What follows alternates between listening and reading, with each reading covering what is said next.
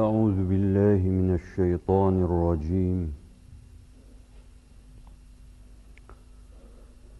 بسم الله الرحمن الرحيم.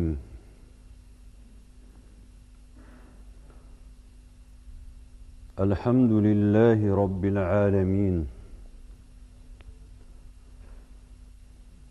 والصلاة والسلام على سيدنا وسندنا وشفيع ذنوبنا ومولانا محمد صلى الله عليه وسلم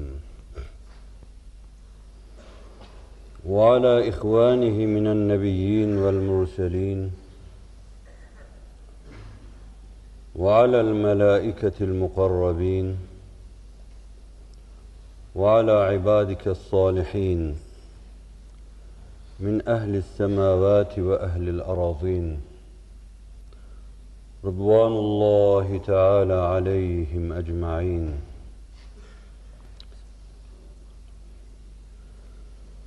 سبحانك لا علم لنا إلا ما علمتنا إنك أنت العليم الحكيم.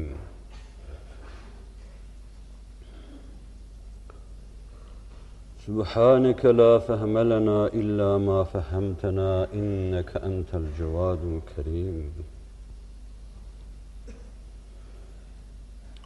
رب اشرح لي صدري ويسر لي أمري واحلل عقدة من لساني يفقه قولي وأفوض أمري إلى الله إن الله بصير بالعباد. بسم الله الرحمن الرحيم. ألف لام ميم ذلك الكتاب لا ريب فيه هدى للمتقين. صدق الله العظيم. وبلغنا رسوله النبي الهاشمي الكريم. اللهم صل على سيدنا محمد طب القلوب ودوائها وعافية الأبدان وشفائها ونور الأبصار وضيائها وعلى آله وصحبه وسلم آمين والحمد لله رب العالمين.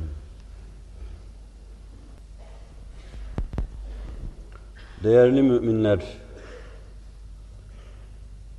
Cenab-ı Hak sizi ve yeryüzünde imana, İslam'a gönül vermiş Müslümanları, hususiyle geleceği omuzunda bayraklaştıracak olan sizin gibi gençleri, evvela niyetlerini halis eylesin, niyetleriniz inşallah halistir. Sonra da falan meseleyle münasebetlerine, filan meseleyle münasebetlerine göre değil de huluslarına göre, ihlaslarına göre onlara muamele buyursun. İbadetlerin o türlüsü vardır ki kiramen katibin dahi onları yazarken hayrette kalır, ben ne yazayım der. Binaenaleyh bazı davranışlar olduğu gibi kaydedilir. Tablolar olduğu gibi alınır, muhafazaya alınır. Plakların, bantların muhafazaya alındığı gibi muhafazaya alınır. Meleğin ne yazayım sözüne karşı Allah Celle Celaluhu buyurur ki, siz onun dediğini, onun yaptığını olduğu gibi kaydediniz. Ama onu değerlendirme meselesine, sevap adına ne ifade eder o? Kaç değere tekabül eder? Onu bana bırakın. Onu ötede o kapalı sandığı ben açacak, ben şerh edecek, ben göstereceğim. Siz bir kıtmiri dinlemeye gelmiş olabilirsiniz. Bu bir hata olabilir ama Allah böyle hataları affeder.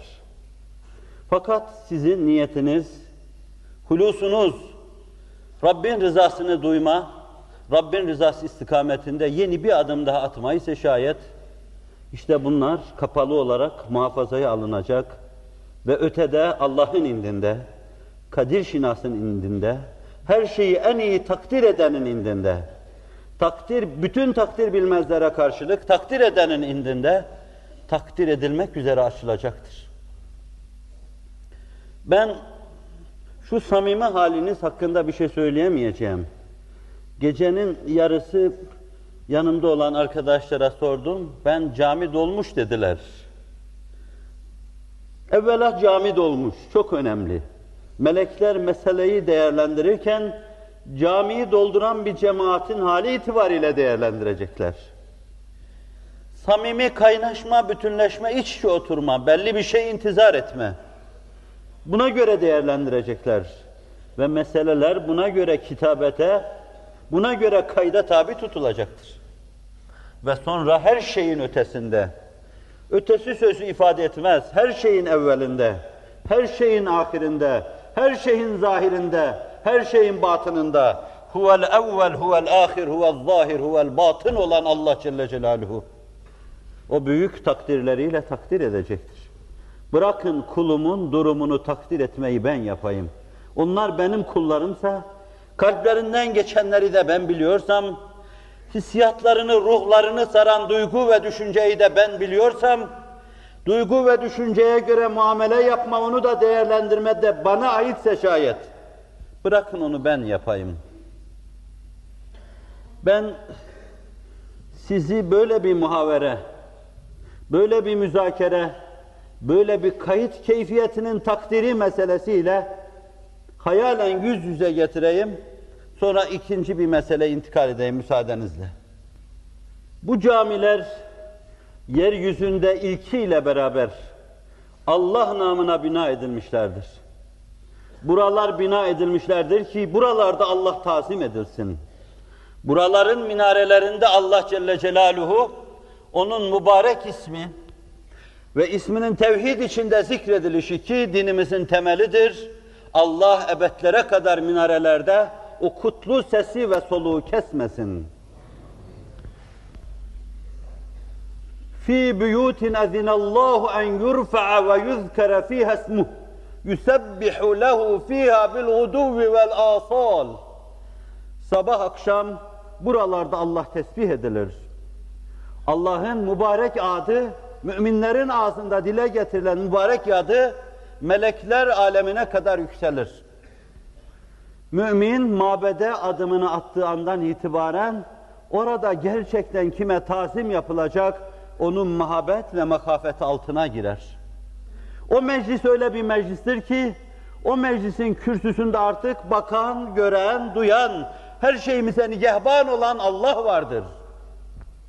Ve eğer saflarımızın arasında dolaşan birisi varsa, yukarılardan ona müsaade edilmişse, o da kendisiyle alakalı her toplantıda bulunup toplantıyı şereflendirmek için bulunan gönüllerimizin sultanı, gönüllerinizin sultanı, insanlığın efendisi, Hz. Muhammed Mustafa vardır. Ve sizi böyle bir mülahaza altında camide hatırlatacağım, çağıracağım, davet edeceğim gibi ukalaca şeylerden kaçınarak sizi böyle bir tablo karşısında camide bulunduğunuz şeyleri takdire davet ediyorum. Kalpleriniz benim anlayış ve idrakimin çok üstünde bunu takdir ediyordur zannediyorum. Onun için hoca da girse, devlet başkanı da girse, başbakan da girse, burada bizim kalplerimize bir saniyede 70 defa nazar eden Allah var Celle Celaluhu. Ve burada onun gözünün içine bakan, onun cemali ba kemalini müşahede eden Hz. Muhammed Mustafa var diyeceksin. Çünkü cemaat onun cemaatidir. Çünkü sultan odur. Çünkü sikkeyi basan odur. Çünkü turrayı kesen odur. Çünkü mihrabın gerçek imamı odur. Bizler ve bütün imam arkadaşlarımız, bizler, bütün vaiz arkadaşlarımız, bizler, bütün müftü arkadaşlarımız onun arkasında sesine ses katıp sesi arkadaki saflara duyuran müezzinlerden farkımız yoktur. Mihrabın imamı Hz. Muhammed Mustafa'dır. Sallallahu aleyhi ve sellem, minberin hatibi Hz. Muhammed Mustafa'dır. Ve cami bununla manen donatılmıştır. Camiye denk yeryüzünde bir mabet yoktur, olamaz. Nasıl olabilir ki biz hayalimizde az derinleştikçe, az büyüttükçe, az yaklaştıkça, az asırları açtıkça imamın sesinde bile onu duyarız. İmamın soluklarında onu yakalarız. İmamın eğiliş ve kalkışında onu duyar, onu hissederiz. Çünkü o canlarımızın canı artık bize ruh olmuştur. Bağışlarsanız bu da iki. Bir üçüncü hususu da arz edeceğim. Biraz size arz etmeyi kararlaştırdığım kutsilerin takvası. Bu mevzuyla da münasebettar görüyorum. Mümin basiretli insandır. Mümin ferasetli insandır. Mümin attığı adımı nasıl attığını çok iyi bilir. Çünkü o Hz. Muhammed Mustafa'nın arkasındadır sallallahu aleyhi ve sellem. Mümin yolunu Kur'an'ın ışıktan tayfları altında yürür. Karanlığa adım atmaz mümin. Müminin davranışında şarampolda yürüme yoktur. Zira imam çok sağlamdır. Yolda Kur'an'ın ifadesiyle sırat-ı müstakim, şehrahtır. Mümin o yolda yürüyor. Mümin kendisinin o yolda yürüdüğünde şüphesi olmasın, tereddüdü olmasın. Nasıl şüphesi, tereddüdü olur ki? Günde 40 defa o yola girmeyi Allah'tan istiyor. İhdine sıratal müstakim. Sıratallezîne en'amte aleyhim gayril mağzûbi aleyhim veleddâllîn. Allah'ım bizi, nebilerini, sıddıklarını, velilerini, ebrarını, mukarrebini, şehitlerini hidayet buyurduğun doğru yola, sırat-ı müstakime hidayet eyle diyoruz. Günde tam 40 defa söylüyoruz. Sünnetler hayatımıza giriyor, hayatımızla bütünleşiyor, hayatımızı nurlandırıyorsa tam 40 defa söylüyoruz bunu. Duanın en azı bile yerinde kabul olur. Ellerini kaldırsan, Allah karşısında kemali tazimle bir kere bile desen, Rabbena ecirna minen nar, Allah'ım bizi can yakan ateşten koru. Senin yaptığın bu duayı Allah'ın kabul edeceğine bel bağlarsın, ümit edersin. Öyle bir dua ki bu dua seni ona vardırmayı gerektiren bir duadır. Bu dua sırat-ı müstakimi talep etme duasıdır. Bu dua daha evvel Efendimiz gitmiş ve henüz izleri kaybolmamış. Yolun sağında solunda şaşırtmasın diye reflektörler var. Öyle bir yola davet duasıdır. Binaenaleyh senin bu duanda kabul olmuştur inşallah. Rabbin engin rahmetine binaen sen basiretli davranacak, doğru yürüyeceksin. Bağışlayın, başkalarının oyununa gelmeyeceksin. Takvanın bir yanı budur, basiretli hareket etmek. Ayat-ı tekviniyenin prensiplerine uymak. Kainatta cari, ister fizik bazında, ister kimya bazında, ister astrofizik bazında, isterse içtimaiyat dediğimiz sosyoloji bazında kanunlara tevfiki hareket ederek senin yanına yaklaştığın zaman fotoselle açılan kapılara çarpmadan yürüdüğün gibi, dönen kapılara çarpmadan çıktığın, girdiğin gibi, dönen merdivenlere, yürüyen merdivenlere takılmadan yürüdüğün gibi, kainatın kanunları içinde yürüme takvanın bir buğdu, bir derinliğidir. Mümin burada yaygaracıların, fesatçıların, anarşistlerin, çarşıda pazarda huzursuzluk çıkaranların ifallerine, aldatmalarına aldanmayacaktır. Çünkü mümin kendi gözüyle görüyor. Mümin kendi kadir şinas takdir şeyleri esaslarıyla değerlendiriyor. Mümin kendi basiretiyle meseleyi değerlendiriyor. Elin alemin aklıyla hareket edecek durumumuz yoktur. O türlü yollarla gönüllere iman taşımakla mükellef olan muhabbet fedaileri, husumete vakit bulamayanlar hiçbir yere varamazlar. Siz huzur topluluğusunuz ve Allah'a binlerce hamd ve sena olsun. Toplumumuz, toprağımız, ülkemiz her şeyiyle İslam'ın neşrü nema bulmasına fevkalade müsaittir. Çok yer olmasa bile gördüğüm çok yerde şartların iman ve Kur'an'ın neşrü nema bulmasına müsait, bu ülke kadar müsait bir yer bulamadım. Bu bulamadımlar içine siz isterseniz İslami idare ile idare olunuyor olduklarını iddia eden Suudi Arabistan'ı da katabilirsiniz. Zira ben 3 el elimdeki bir tesbihten ötürü onların istintakına gittim, hesap verdim. Mustantıklarına gittim, hesap verdim. Niye elinde 3 el tesbih var diye mustantıka gittim, hesap verdim. Belki işin içine hislerim karışmış olabilir. Fakat hayır adına, yümün adına kadir şinas olma mecburiyetindeyiz. Ve Allah Celle Celaluhu onları başımızdan aşağıya yağdırmaktadır. Ben basireti idraki de aynı zamanda takvanın bir buudu, bir derinliği olarak size takdim ettim. Mümin basiretli insandır. Mümin gürültüye gelmez. Mümin aldatılamaz. Mümin ifade edilemez. Allah Resulü'nün sallallahu aleyhi ve sellem cevamiül kelim dediğimiz çok özlü sözlerinden bir mümin bir delikten bir kere ısırılır. Onu bir kere belki bir dönemde sokağa çekmeye muvaffak olurlar. Değişik kılık ve kıyafette. Ama bu bir kere olur. Basiretli insan bir daha bağışlayın bu türlü oyunlara gelmez. Benim istidradi olarak yani mevzu harici size arz etmeyi düşündüğüm şeyler bunlardı. Bunlar için cümlesi cümlesine, kelimesi kelimesine bir şey tasarlayıp sizin huzurunuza çıkmadım. Ama temelde meseleye karşı bir bakışım vardı ve Kur'an-ı zaviyeden bir bakış sandığım bu bakışımı, bakış zaviyemi sizlere takdime çalıştım. Caminin içerisi biraz sıcak. Bazı yerlerde pervaneler var ama yine de terleyebilirsiniz. Sizin terlemeniz dikkatinize tesir eder. Mümkünse pencereler açılsa terleme kısmen önlenir zannediyorum. Dinlemede huzurunuza engel olmaz inşallah. Değerli kardeşlerim, size ariz ve amik bir şeyler anlatma iddiasında değilim.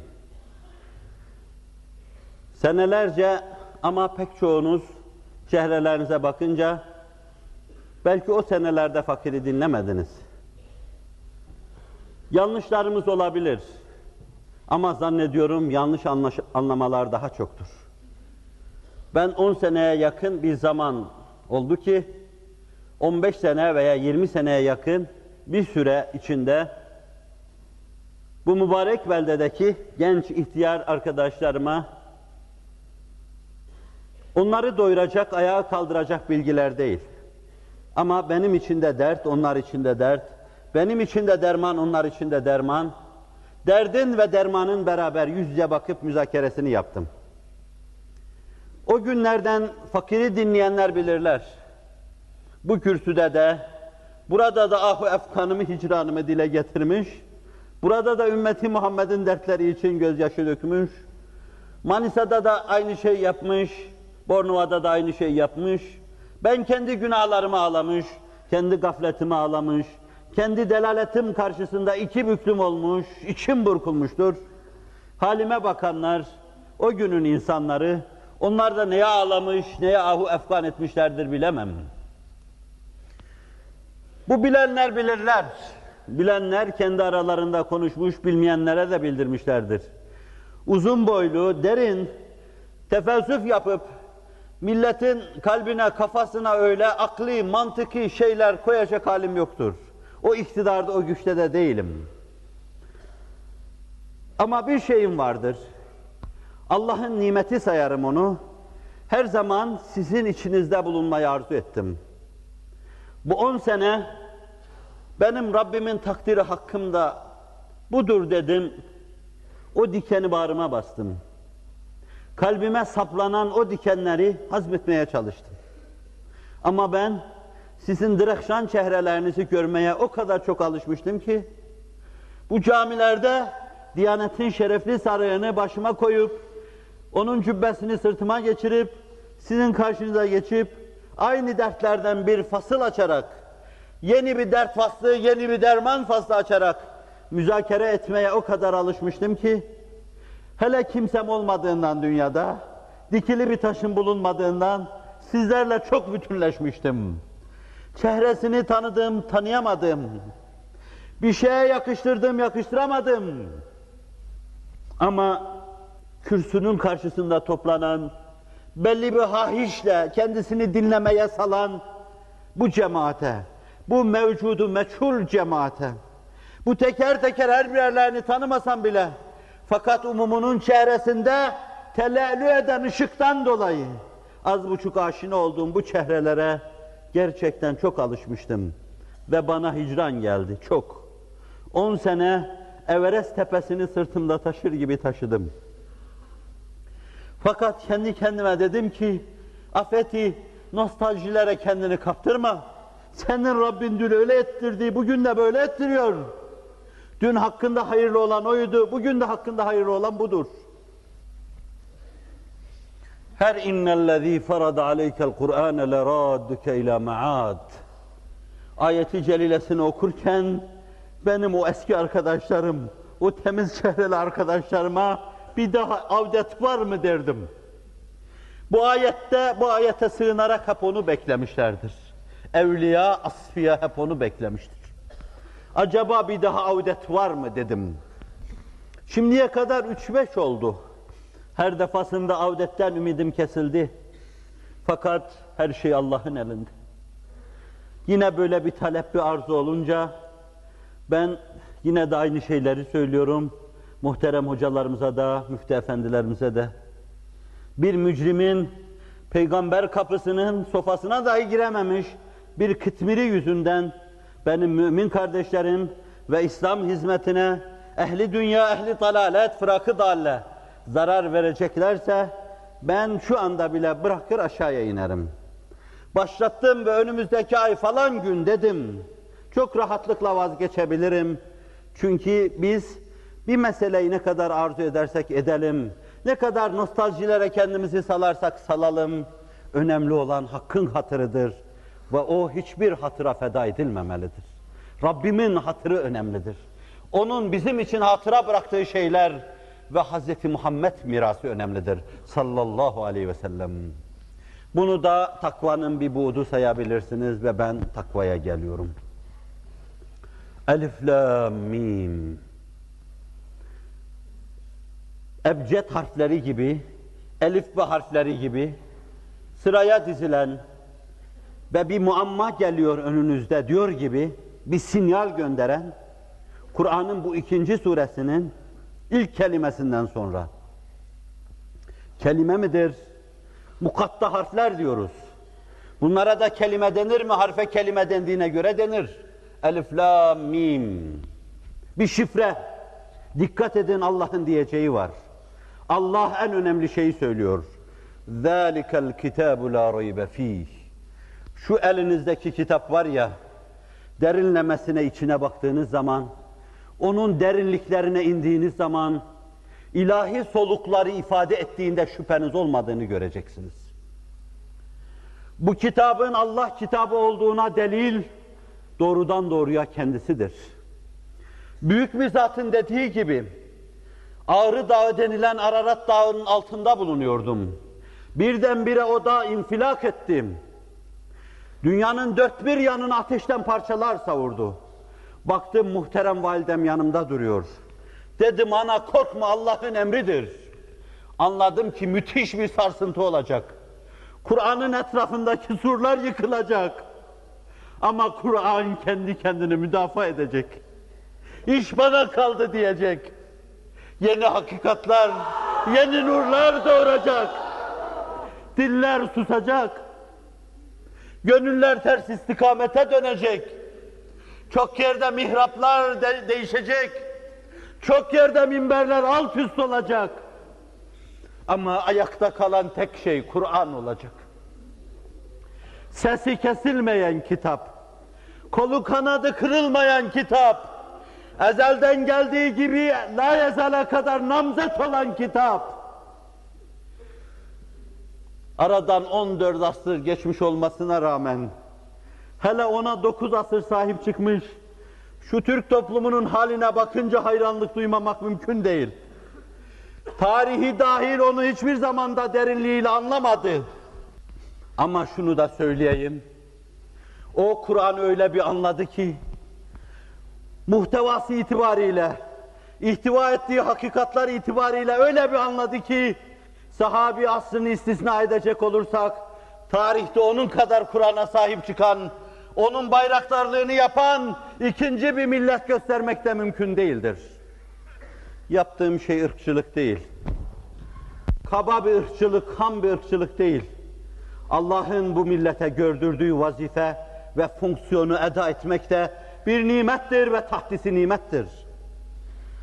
Osmanlılar dünyaya gelmeden 2 asır evvel yaşamış. Muhiddin İbn Arabi Hazretlerinin Şecere-i Numaniyesi var. Osmanlı sultanlarının adlarını söylüyor harflerle orada. Yavuz Selim'in Şam'a gireceğini, kendi mezarının ortaya çıkacağını söylüyor. Kendinden 2 asır sonra kurulacak bir devletin panoramasını veriyor. Ve bir noktada gözlerimi dolduran bir şey söylüyor. Sahabe ve tabiinden sonra Osmanlıların insanlığa emanet olarak sunduğu büyük mesaj kadar bir mesaj sunmuş ikinci bir millet yoktur diyor. Sahabi ve tabiinden sonra en büyük onlardır diyor. Büyük bir veli. Ben söylemiyorum. Neden öyle? Çünkü o imana ve Kur'an'a kale oldu. Sağdan soldan bütün gelip toslamalara göğsünü gerdi. Bir dönemden itibaren alırsak 9-10 asır, bir ayrı dönemden itibaren alırsak bugüne kadar 6 asırdan beri Kur'an kitabımdır diye ona sahip çıktı. Yer yer ellerini gevşetmedi, olmadı diyemeyiz, oldu. Oldu ama şu anda da o millet yine yeryüzünde ümit kaynağı, reca kaynağı, Kur'an'a el uzatacağı, sahip çıkacağı, kitabım diyeceği, bağrına basacağı, ırktaşı, soydaşı dünyaya, o dünyanın başındaki gaileler, karanlık bulutlar çözülürken, onlara el uzatacak yine tek toplum bu toplumdur Allah'ın inayet ve keremiyle. Batıl sistemler dünyanın dört bir yanında çözülüyor. Komünizma istibdadı dağılıyor. Yıllardan beri o korkunç baskı ve istibdat altında, zulümler, tahakkümler, tagallüpler, esaretler altında, benliği bile birkaç defa törpülenmiş, defaatle asimilasyona maruz bırakılmış o topluluklar, hürriyetlerine doğru koşarken, kendilerine doğruyu, güzeli, istikameti takdim edecek nurlu eller bekliyorlar. Bu eller sizin elleriniz olacaktır. Bir zaman sizin adınız duyuluyordu. Bir zaman size bakıp sağdan hizaya geliyorlardı. Bir zaman sizin düşünce ve duygu dünyanızı orada sahipleniyor. Her şeylerini onunla yapıyorlardı. Ve şimdi de gidip gelen arkadaşlarımızın size sundukları mesaj, Kur'an elifbesi bekliyorlar. Siz meselenin fakültelerine ulaştınız, her planda. Onlar henüz elifbeyi heceliyorlar. Müslümanlık adına da, hürriyet adına da, istiklal adına da elifbeyi heceliyorlar. Süleymaniye'nin muhteşem kubbesi altında, muhteşem kürsüsünde, orada da bu kitmiri dinlemeye tenezzül edip gelenler olmuştur. Bir arkadaşımızın bir hatırasıyla arz edeceğim. ذَٰلِكَ الْكِتَابُ لَا رَيْبَ ف۪يهِ Kur'an ihtiva eden bir bant götürüp veriyor bir arkadaşımız. Buna Gürcistan'da tezgahının başında tezgah ticareti yapan yaşlı bir kadın sahip çıkıyor bu banda. 70-80 yaşında. Gül devrinin grubunu görmüş. Akif'in ifadesiyle gül devrini bilseydim onun bülbül olurdum. Ya Rab beni evvel getireydin ne olurdu? O güçlü gönül bu isyanı yapabilir. Ben bu isyandan Allah'a sığınırım. Gül devrini az buçuk grubunda yakalamış yaşlı kadın. Az buçuk İslam'ı görmüş. Az buçuk burada ayakta durulduğu, herkesin kendi ayakları üzerinde durduğu dönemi idrak etmiş. O bantta Kur'an sesini, ilahi nefahatı, Hz. Muhammed soluklarını duyunca önündeki tezgahı getirip bandı verene itiyor. Al bu tezgahı götür diyor. Al götür diyor. Bundan sonra bir şey satmasam, yemesem bile gam yemem. Ver onu bana diyor. Yanına sokulup diyorlar ki ana ne yaptın? Bu senin ticaret kaynağındı. Bu esnada oradan 18-20 yaşında geçen Ayşe ismindeki kızı, hala isimlerimizi değiştirememişler. Kızı, kadın, tarihe ve hadiselere durun beni dinleyin diyecek şu sözü söylüyor. Durun ve beni dinleyin. Bana kendi dünyamdan gelen şu bandı verdikten sonra karşılığında Ayşe'mi isteseydi vallahi verirdim diyor. Ayşelerini, Fatmalarını, Haticelerini sokaklara döküp sizden bir band bekleyen, bir elifbe bekleyen, bir Kur'an bekleyen karanlık bir dünya var. ذَٰلِكَ الْكِتَابُ لَا رَيْبَ ف۪يهِ Bu kitabın içine inerseniz şüphe yoktur. Ama o kitaptan müttakiler istifade edecektir. Huden lil muttakin. O kitap şartlanmamış olan insanların yolunu aydınlatır. O kitap ışık kaynağıdır ama ona şartlı bakanlar ondan istifade edemezler. Kalbindeki muhabbet istidadını küfürle kapatanlar, o kitap ışık saçsa da, ışıktan tayflarıyla dünyayı aydınlatsa da ondan istifade edemezler. O müttakilere hidayet kaynağıdır. Yani Allah'ın himayesine girenlere, Allah'ın vikayesine girenlere, ayat-ı tekviniyede Allah'ın kanunlarından istifade edenlere, Allah'a karşı saygılı olanlara, karşı haşyetle ürperenlere, Allah karşısında iki büklüm olan, sen Allah'ım sen hidayet etmeseydin hidayeti bulamazdık. Sen doğru yolu göstermeseydin oraya eremezdik. Sen Hz. Muhammed'i göndermeseydin, bahsetmeseydin hakikate uyanamazdık. Gördüklerimizi göremez, kendi dalaletlerimiz içinde boğulur giderdik. Huden lil muttakin. Kur'an'dan istifade bile takvaya bağlıdır. Ve ben size kutsilerin takvasını, size kutsiler dedim, demeye devam edeceğim. Çünkü Hz. Mesih İncil'in muhtelif nushalarında, o başında ve bu başında dine sahip çıkan, fütüvveti temsil eden delikanlılara kutsiler diyor. Hz. Mesih kutsiler diyor. Kutsiler diyeceğim. Sahabe-i kiram arasında kutsiler diye bahis mevzu edildi. Müzakereye kutsiler diye alındı. O başı da bu başı da. 14 asır evvel Hz. Muhammed'e sahip çıkanlar da sallallahu aleyhi ve sellem 14 asır geçmiş olmasına rağmen hala onu safların arasında terü taze, dünmüş gibi hisseden 14 asır sonraki cemaat de öyle. Onların en kıtmiri, en mücrimi, en günahkarı Medine-i Münevvere'ye adım attığın zaman maddenin ötesinde onun manevi aydınlığı içinde bana öyle geldi ki Bismillahirrahmanirrahim, Allahümme ftah aleyna hikmetek deyip adımımı Ravza-i Tahire'den içeriye attığım zaman sanki Resul-i Ekrem'i mihrapta görecekmişim gibi geldi. Göremedim. Çünkü ben o göze sahip değildim. Ama zannediyorum onu görenler var. Görüp aralarında konuşanlar var. Zaman üstü yaşayan, mekan üstü yaşayan, zaman üstü varlığını devam ettiren, hala kendisiyle alakalı çarpan kalpleri tutup okşayan ve sıvazlayan Hz. Muhammed Mustafa'yı görenler var. Kutsilerin takvası.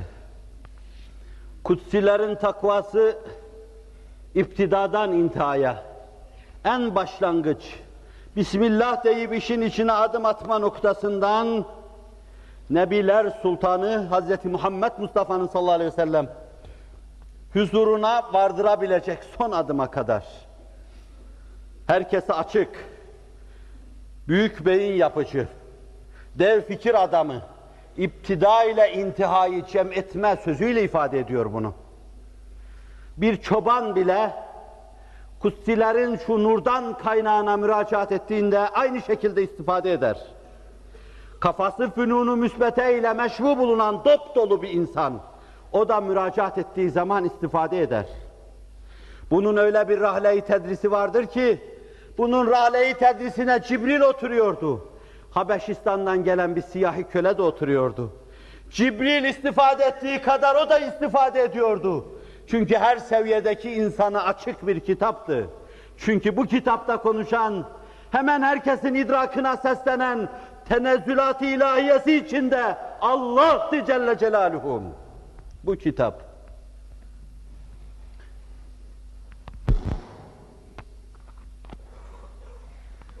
Bu kitaptan müttakiler istifade edecek ve kutsilerin takvası. Allah'ın himayesine girmişler dedim.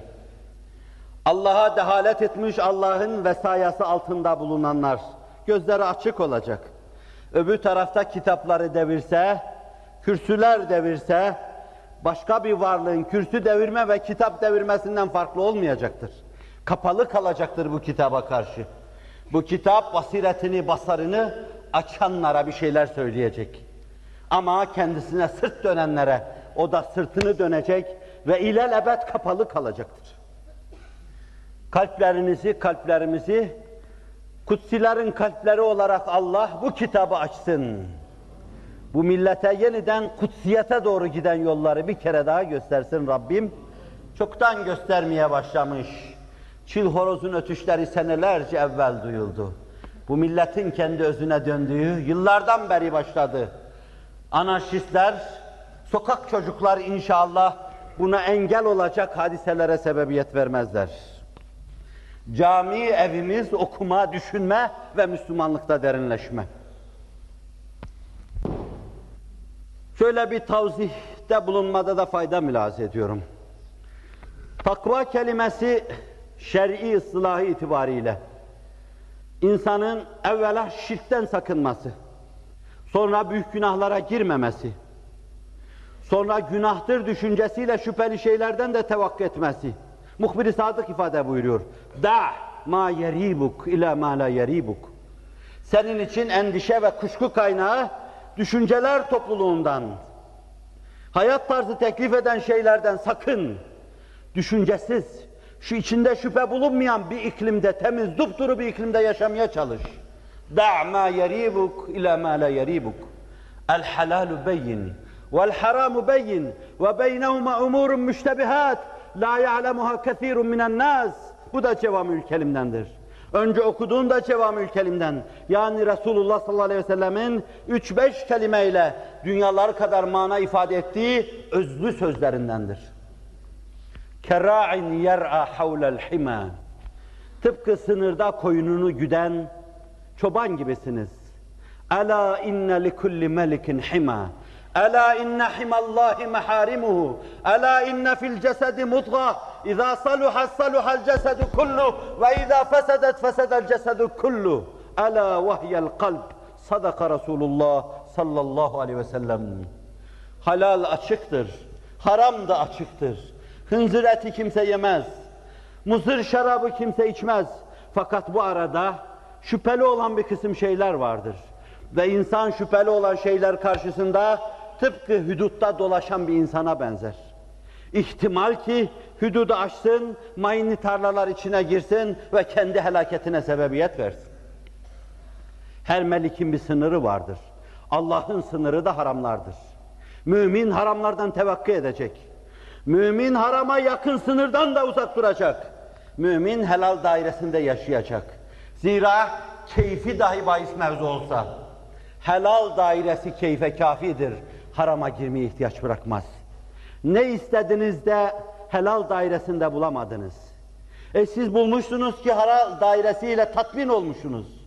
Helal dairesi size yetiyor ve kalbiniz bunun karşısında oturaklaşmaya ermiştir. Yetiyor helal dairesi. Hayat arkadaşı istiyorsanız helal dairesinde mebzuldur. Yeme içme istiyorsanız helal dairesinde mebzuldur. Zevk-ı sefa istiyorsanız helal dairesinde mebzuldur. Bolcadır bunlar. Harama girmeye ihtiyaç bırakmaz. Ve takvanın bir mertebesi haramdır endişesiyle şüpheli şeylerden kaçınma. Hatta bir mertebesi var ki takva ile bütünleşme, belki pek çok mübahı bile takva adıyla terk etme. Selefi salihinin ayet ve hadisten bizim önümüze koyduğu ölçüler bunlardır. Ben de değişik bir zaviyeden meseleye yaklaşacağım.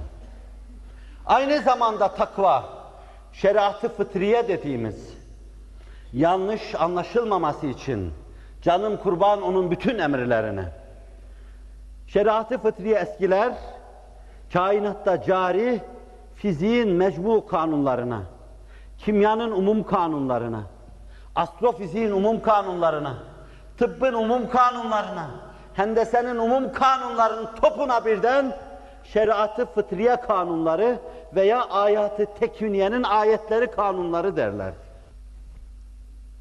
Bunlar Kur'an-ı Kerim'deki emirler gibi muttarittir. Müttaki aynı zamanda. Kur'an'dan istifadeye namzet olan insan ayat-ı tekviniyenin kanunlarına da riayet etmekle mükelleftir. Mesela çocuğu Allah'ın yarattığı kanunlara göre olmayan, müsait olmayan yapı bir anne bir baba. Çocuk yapamazlar. Zorlasalar da yapamazlar. Mesela yer çekimi içine girmiş bir seviyede uçmak, yere çakılmak demektir. Yere çarpmak demektir. Bu şeriat-ı fıtriyenin kanunudur. Buna karşı gelinemez. Ve bu kanunlar iradi kanunlar olmadığından dolayı affedecek yanları da yoktur. Bunlar müsamahasızdır, affetmezler. Mesela suya battığınız zaman, bir girdaba kendinizi saldığınız zaman ayat-ı tekviniyenin kanunları, boğulursunuz. Müsamahasızdır bu kanunlar. Harikuladeden bir el sizi tutar çıkarırsa oradan çıkarır, ender görüyoruz. Bir uçak çok yukarılardan aşağıya düştüğü zaman dağa düşerken herkes ölüyor ve parçalanıyor. Harikuladeden 2 kilometre ötede bir çocuk bulunursa şayet belli ki hususi bir velayet, hususi bir vesaya ile kurtarılmış demektir bu. Bunlara ayat-ı tekviniyenin kanunları diyoruz. Gerçek müttaki olabilmek için sebepler dairesinde dahi kusur etmemek lazım. İlim okumadan ilim insanın kafasına gelip girmez. Metotlu çalışmadan insan ilim adına bir şey elde edemez. Gecelerini, gündüzlerini mektep sıralarında geçirmeyen bir insan diploma almak esas değildir. Fakat kafasına bir şey koyamaz. Allah'ın kanunları la tebdile li halqillah zalike dinul kayyim. Bu bir yoldur, sabit bir yoldur. Bunu değiştiremezsiniz. Bunlara uymak müttakiliktir bir manada, hususi manada. Kur'an'dan istifade edenler bunlara uyanlardır. O meseleyi sadece günahlardan, masiyetten ve hatalardan kaçıyor şeklinde anlamak doğru değildir. O meseleyi aynı zamanda önümüze serilen esbab dairesi içinde kavramak ve sebeplere riayet etme şeklinde anlamalıyız. Bakın, Sadık-ı Masduk Hazreti Muhammed Mustafa sallallahu aleyhi ve sellem Vallahu ya'simuke minen nas İnnallâhe lâ yehdil kavmel kâfirîn. Kur'an'ın ayetiyle teyit ediliyor, muhafaza altına alıyor. Münif manası şudur: Ya Muhammed sallallahu aleyhi ve sellem, Allahu ya'simuke minen nas. Allah insanların elinden, dilinden gelecek şeylerden seni koruyacaktır. Onlar sana zarar veremeyeceklerdir. Yani bir köşede seni kıstıramayacak, önünü alamayacak, sana suikast yapamayacak, seni öldüremeyeceklerdir. Sen yumuşak döşeğinde ecelinle Allah'a vasıl olacaksın. Vallahu ya'simuke minen nas. İnnallaha la yehdil kavmel kafirin. O pis ve menhus elleri sana ulaşmasına kafir kavme Allah imkan vermeyecek, o fırsatı vermeyecektir. İlahi bir teminattır bu.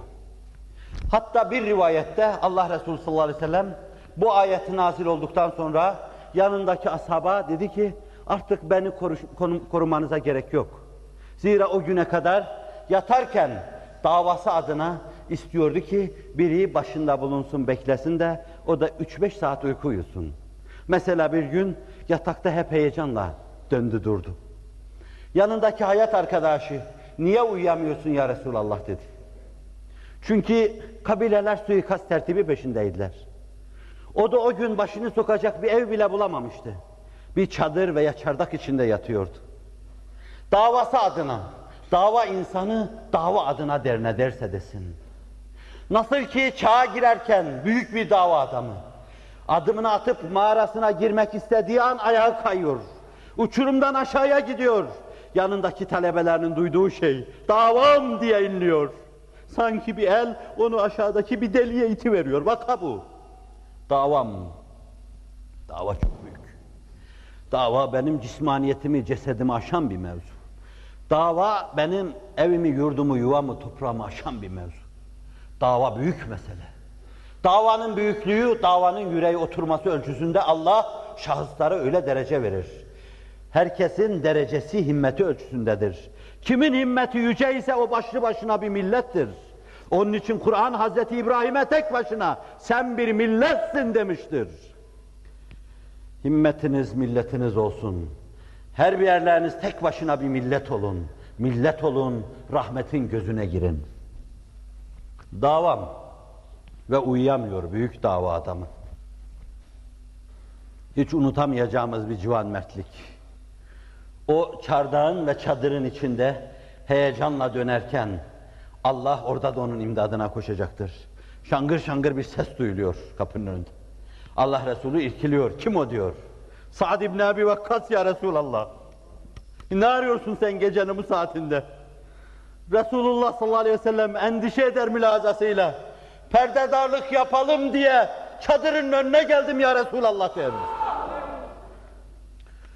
Sen onun inşallah ebedlere kadar perdedarı olursun. Ebedlere kadar çadırının, çardağının önünde nöbetdar gibi durur onun perdedarı olursun. Oldun da 9 asır. Vallahu yasimuke minen nas. Allah seni insanlardan koruyacaktır. Bu Nebi Uhud'a gidiyor. Uhud'a biz de giderken sol tarafta, Medine'den Uhud'a sol tarafta maddi itibariyle küçük bir kubbecik gösterdiler. Biliyor musunuz burası nedir dediler. Bilemedim. Yanımdaki mihmandar veya bilen dedi ki Uhud savaşına çıkarken buraya geldiğinde gökten Cibril-i Emin geldi. Dedi Allah'ın selamı var. Zırhının üstüne bir zırh daha giyin. Kime diyor Allah? Allah insanların elinden gelen şeylerden seni koruyacak. Onlar kirli ellerini sana dokunduramayacaklar dediği kimseye diyor ki bir zırh daha giyin. Demek Allah dokunduramayacak ama esbaba riayet etmek icap ediyor. Sebeplere riayet dairesinde insan sebepleri hiçe sayarsa cebri olur, dalalet fırkasına girer. Kur'an'dan istifadenin yolu ayat-ı tekviniyedeki kanunları hesaba katmaktır.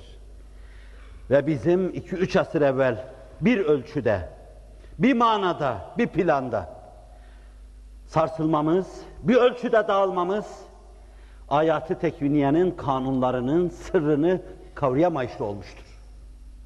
Allah idraka muvaffak eylesin.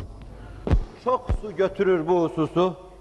Geçmiş yıllarda da, o yıllarda camiye gelen, dinleyen kimseler duymuşlardır, dinlemişlerdir.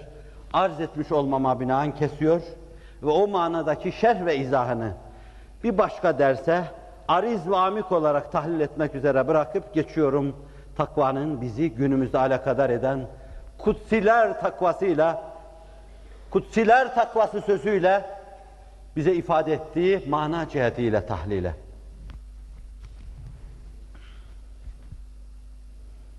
Takva vicdanda bir hassasiyettir. Unutmayın bunları.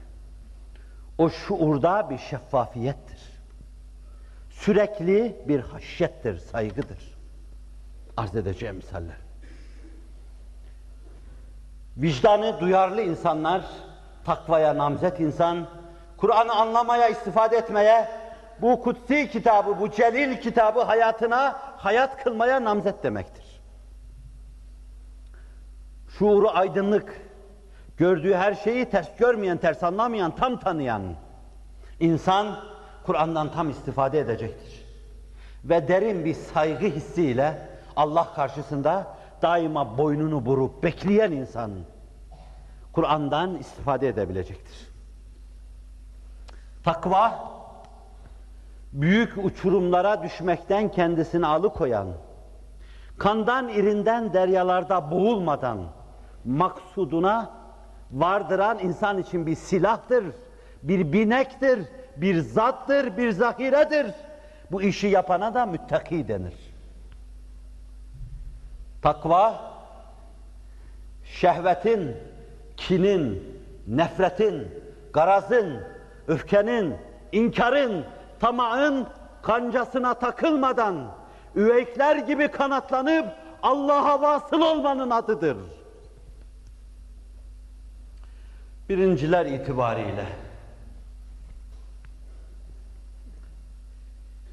vicdan hassasiyeti planında, şuur şeffafiyeti planında takvayı düşündüğümüz zaman sizlerin arasında da takvayı temsil eden insanlar bulmak mümkündür. Çoktur. Bu manada. Zaten siz baştan 5 vakit namazınızı kıldı mı, 5 büyük günahı terk etti mi, takva dairesine adımınızı atmış sayılırsınız. Bir ölçüde Kur'an-ı Kerim'den istifadeye namzetsiniz demektir. İlk surenin ilk ayetlerinde Allah sizden bahsediyor. İsmen Übey ibn Kâb'den bahsettiği gibi hadis-i şeriflerde, İsmen Zeyd ibn Harise'den bahsettiği gibi Kur'an-ı Kerim'de Allah cemaat halinde müttakilerden, sizden bahsediyor. Allah müttaki deyince melekler şimdi göklerin çeşitli tabakalarından, makamlarından, buğutlarından, derinliklerinden başlarını uzatıp sizin alınlarınızda takva alınları tanımaya çalışıyorlar. Hüden lil muttakin. Zira siz alınlarınızdaki kirleri 5 vakit namazda onun abdestiyle çoktan yıkadınız. Zira siz günahlara kasten ve irade olarak girmediniz. Allah için açtınız. Siz o daire içindesiniz. Allah o dairede derinleşmeyi, o nurdan helezonda yükselmeyi, başınızın Kabe Kavseyn'e ulaşmasını size ve bize muvaffak eylesin, müyesser eylesin. Hassas vicdanlar, şuurlu